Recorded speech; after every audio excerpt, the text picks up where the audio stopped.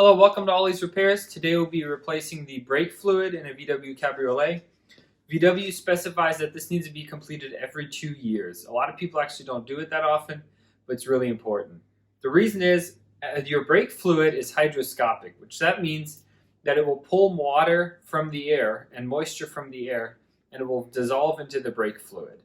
And when that happens, it lowers the boiling point of the brake fluid. So as you're driving down a hill, you're braking a lot, the brakes get hot, the brake fluid gets hot, and then that can cause the brake fluid to boil. If the brake fluid boils, you don't have any ability to keep creating pressure onto the brakes, and you effectively lose your brakes when you need them most. So we'll be replacing the brake fluid with dot 4. Dot 4 is important as opposed to dot 3 because dot 4 has a higher boiling point than dot 3. So again, utilize dot 4 brake fluid so we can make sure we have the brakes when we need them at most.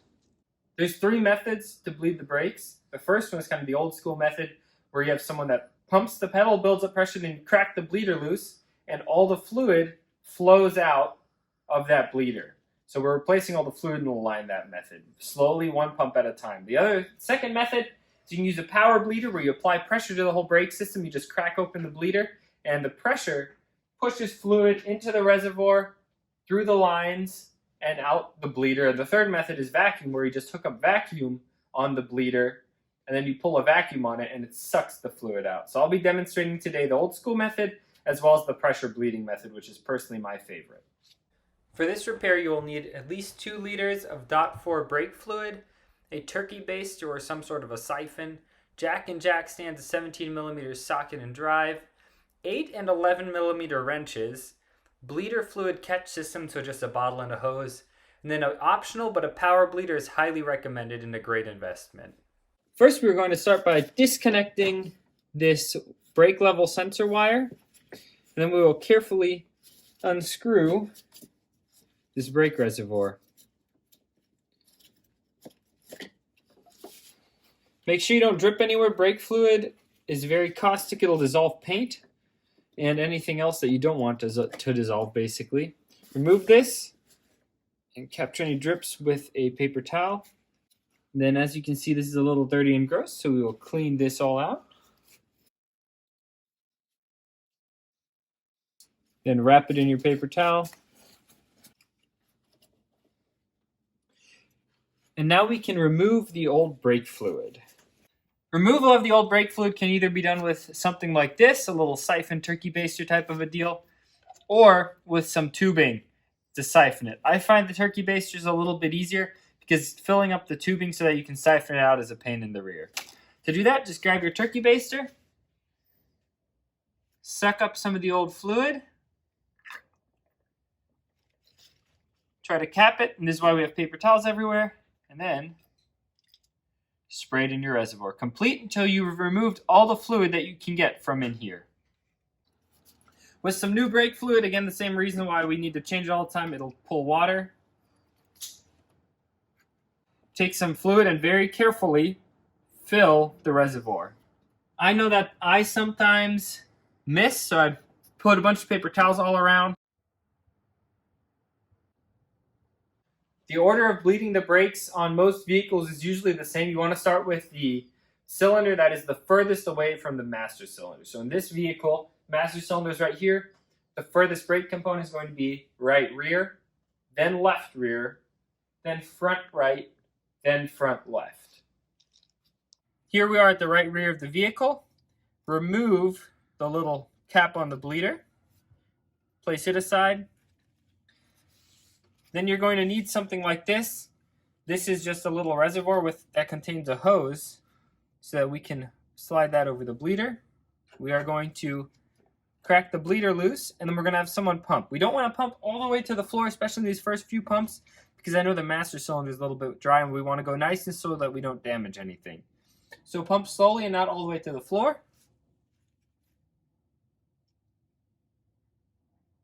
Done. Okay, he's done pumping. We're going to close it. Loslassen. He's going to release the brakes. Then I'm going to crack it open. Pump. I'm going to close it. He's going to release. Open, pump. Close it, release. open pump,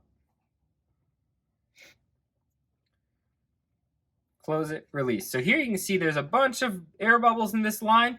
Because we replaced a bunch of lines, we need to keep going until the fluid's nice and clear and there's no air bubbles in it.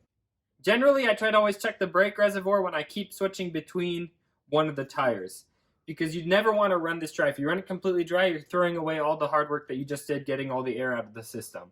So I'm just going to take the rest of my brake fluid and top this off. Now we move on to the next. There's a ton of air in this line. That's because we replaced all the lines. Los. Boom. All right, now we have fluid coming. Los. Boom.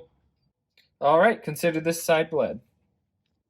Utilizing a power bleeder is by far my favorite method. If you have more than 1 or 2 vehicles that you have to bleed the brakes on every 2 years, this is a worthy investment. This thing is very simple. Just unscrew the top here. The instructions are all listed on the back of this one especially. Grab some new brake fluid, a couple of quarts.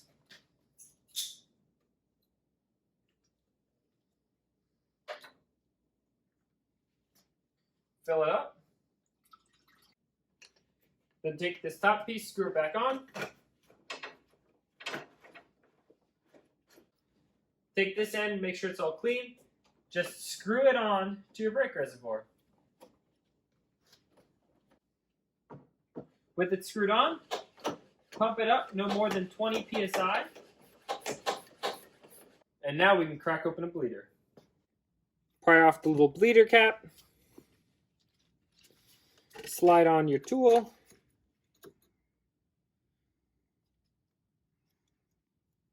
Attach your collection hose. Crack the bleeder loose. And let the fluid run out until it runs clear with no bubbles. Give it a good 2 or 3 seconds with no bubbles. Then close it up. Now we'll move to the other side.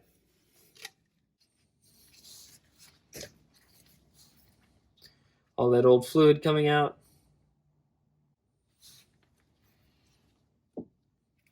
And that side's complete. Make sure to continuously check the level in your power bleeder as you're going through and bleeding it. And since I did some major repairs on this vehicle of replacing multiple brake components, I'm going to go through and bleed the whole system a second time just to make sure that everything's good.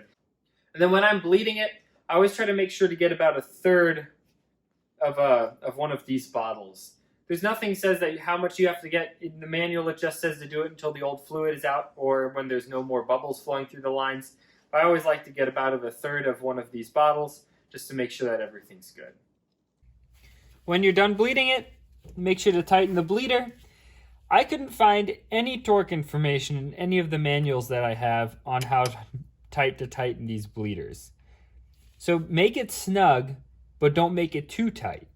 And the same thing goes for the rear. So the front one is obviously a little bit larger than the rear bleeder, so maybe tighten the front one just a tad more. Don't strip these threads or anything like that. And then replace your bleeder cap. Once you finish bleeding everything, carefully crack this loose. Let the pressure relieve through this, not on the other side, otherwise you're going to have brake fluid going everywhere.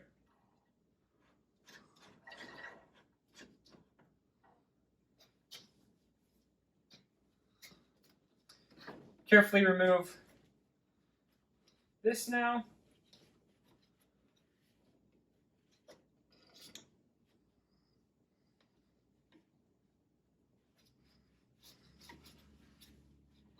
Any remaining brake fluid, throw it out.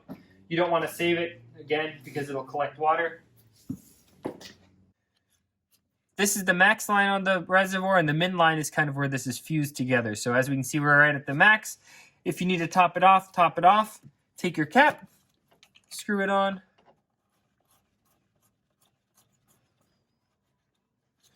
Remove all your paper towels that we had in here for spill protection. Wipe anything off that we might have spilled on.